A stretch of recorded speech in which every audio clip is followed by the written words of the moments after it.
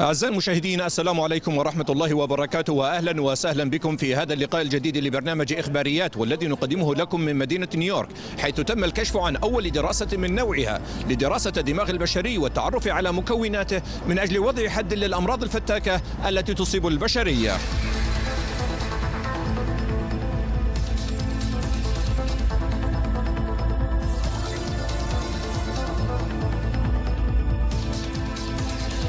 في أول دراسة علمية دقيقة ومختصة هي الأولى من نوعها على مستوى العالم، والتي قد تمتد لعقد من الزمن، كشف البيت الأبيض عن مبادرة جديدة لدراسة دماغ الإنسان بهدف علاج مرض الزهايمر وغيره من الأمراض التي تسبب الاضطرابات للجسم البشري، والتي استعصت على العلماء على مدى القرون الماضية في هدف مماثل لمشروع الجينوم البشري في علم الوراثة.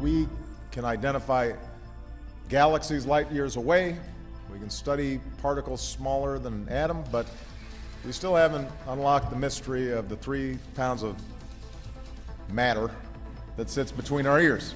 هذه الدراسة التي أطلق عليها اسم مبادرة أبحاث الدماغ عبر التكنولوجيا العصبية المبتكرة المتقدمة سيتم تمويلها من قبل الحكومة الأمريكية بأكثر من 100 مليون دولار كمرحلة أولى، وبمشاركة العديد من الوكالات الفيدرالية الأمريكية، بالإضافة لعلماء الناتو ومؤسسات خاصة ومجموعة من علماء الأعصاب حول العالم. In terms of scientific movements, it started a generation ago when we stimulated the Genome Project, trying to map out every gene in the human body. Now we're getting specific targeted drugs.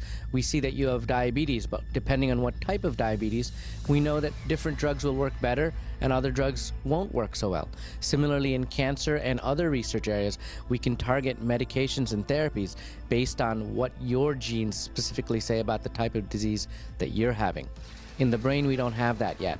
And just like the Human Genome Project stimulated so much other research and so many other benefits, this will also do the same when we try to map the brain. وسوف يستخدم العلماء العديد من الأدوات والتقنيات الحديثة لفهم الوظائف المعقدة لخلايا الدماغ البشري، حيث تعتبر هذه الدراسة أول جهد علمي مشترك من أجل تطوير المعرفة المتعلقة بأكثر من 100 مليار خلية عصبية في الدماغ البشري، والتي ستسرع من تطوير وتطبيق تكنولوجيا جديدة تمكن الباحثين من إنتاج صور حركية للدماغ البشري تظهر طرق تفاعل خلايا الدماغ المفردة والدوائر العصبية المعقدة وعلاقتها بسرعة التفكير. The brain, in a physical sense, we can look at a piece of tissue like we look at the liver or the kidney, and we see a bunch of cells that sit in the brain, in the head, in the skull.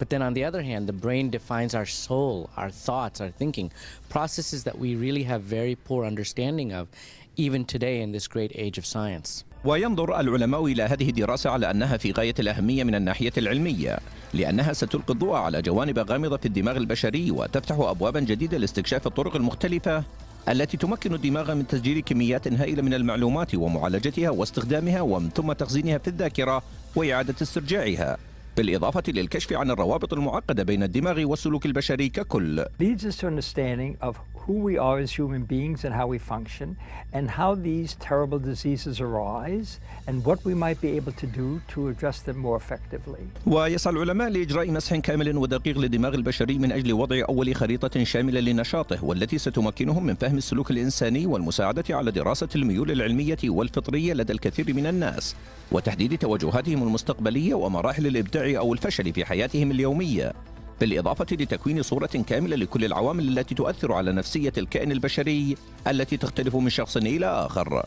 ويؤكد العلماء المتفائلون بالمشروع على أنه الطريق الناجح لتطوير التقنيات الضرورية لفهم الأمراض الدماغية مثل الزهايمر وباركنسون والاكتئاب والانفصام، والتوصل لعلاجات جديدة لمختلف الأمراض العقلية، إضافة إلى فتح المجال أمام فهم أعمق لتكوين الدماغ واحتماليات التوصل لعلاجات جديدة لأمراض التوحد. In getting to understanding how the brain works, we have so much more learning to do.